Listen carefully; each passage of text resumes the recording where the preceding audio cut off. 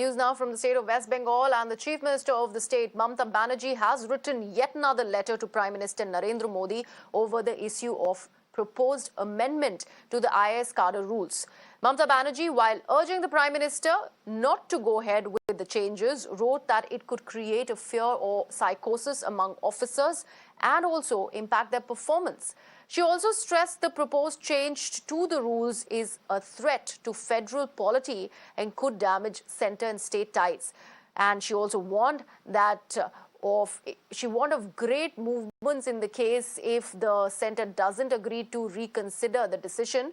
Now remember, centre has proposed an amendment to the IAS Cadre rules which would enable it to post IAS officers on central deputation, bypassing the reservations of the state government.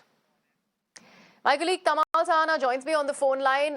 Tamal, another letter by Mamata Banerjee to the Prime Minister, and this time also warning of consequences.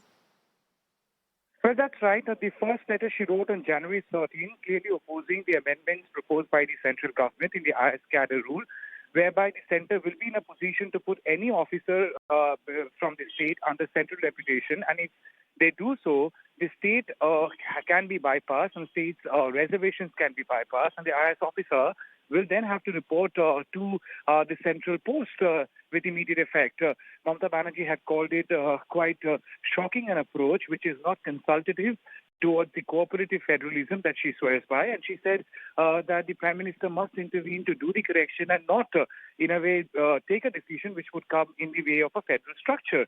But yesterday, the letter she wrote has been a stronger opposition, I would say. And in that, she has also reminded the Prime Minister that such rules, when formulated, such laws, when amended, they stay forever. And then they stay for all times to come, indicating that doesn't really matter who would be in power. It would be coming back to harm the state governments.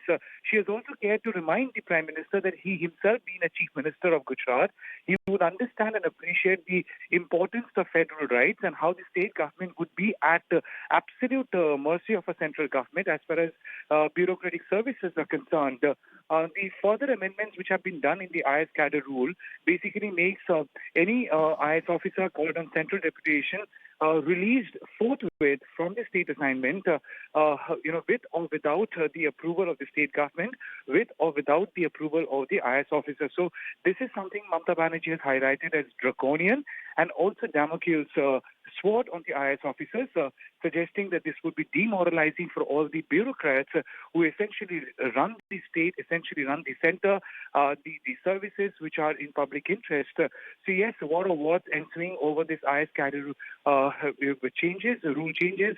We also have to consider one fact, that just last year after Cyclone Yas, there had been a massive showdown between the state and the centre over then Chief Secretary Alapan Bandyopadhyay, who was accused of walking out of Prime Minister's meeting along with the Chief Minister that was construed as a snub coming to the Prime Minister from Ababu. And thereafter, he was called on central deputation that was strongly opposed by Chief Minister Mamata Banerjee. And eventually, he had resigned from the post of the Chief Secretary and became the Chief Advisor to Mamata Banerjee. So the showdown that happened last year, it seems like likely to continue further, as Mamata Banerjee says, that Prime Minister could be tempted by immediate gains of such an amendment, but it would be there in all times to come and might go against anyone and everyone who would come to power.